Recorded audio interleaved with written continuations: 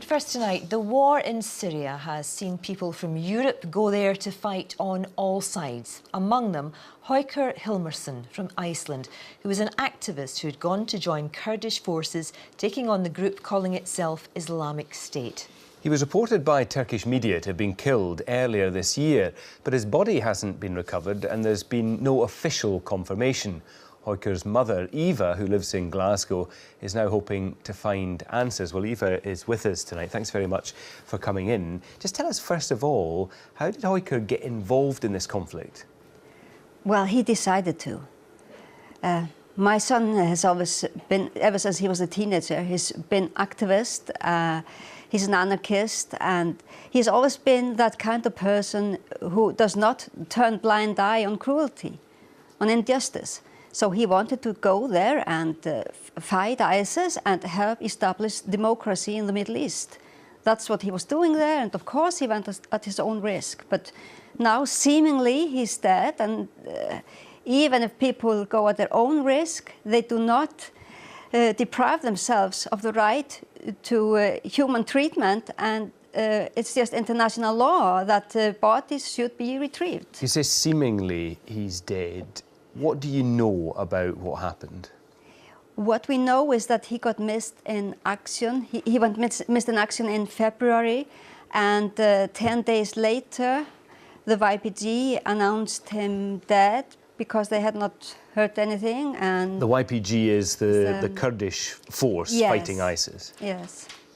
And have the Icelandic government been helpful in trying to trace him, trying to help you get him back? I think they really want to help us, but I think also they are kind of naive. They only want to use diplomatic channels, and I think they should have contacted the Turkish media that said that the Turks had his body and they were going to repatriate him. They didn't want to talk to the Turkish media.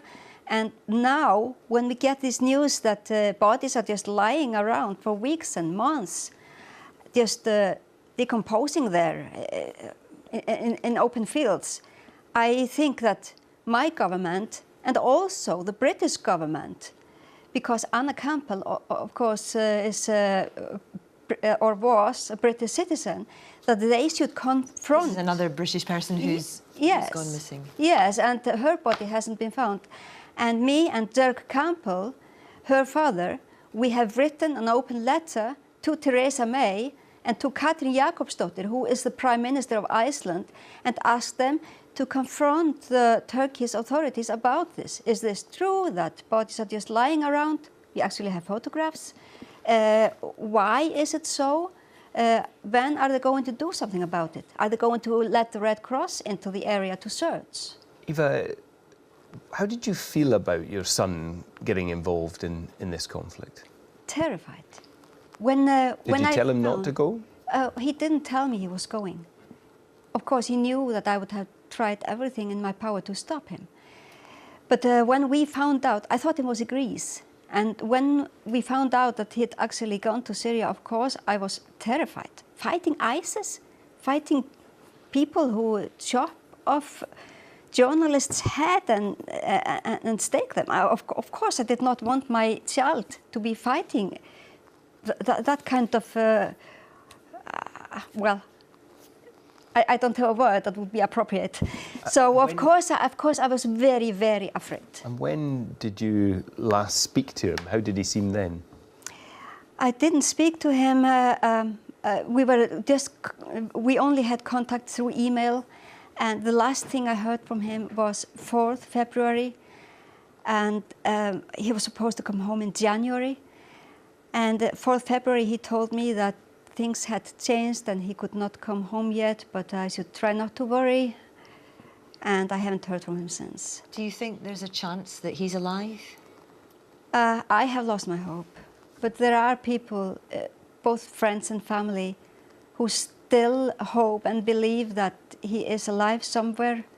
At first we were hopeful because we were hearing all kinds of stories from Afrin that he had gone missing long before the time that the YPG told us, so maybe it wasn't airstrike, maybe it was something different, maybe the Turks got him alive or something. But I have lost the hope. I think he's dead. The Icelandic government says it's doing what it can. The UK government points out that it warns people not to go to Syria. Yes, of course, they went there at their own risk. That's true. But even so, a government has some obligations not only towards the citizens, but also towards the international community. And what is happening in Afrin and in many places, in Middle East, in Africa, this is just being ignored. And that is just wrong. I think the states, European states and the states of the world should use their voice and should enforce human rights and humanitarian law. So this is not just about if people went at their own risk. That does not mean that they don't have any rights. And I didn't do anything wrong. Thank you so much for coming to talk to us. I know it's a difficult time for you. Eva Hauksdóttir, thank you very much. Thanks.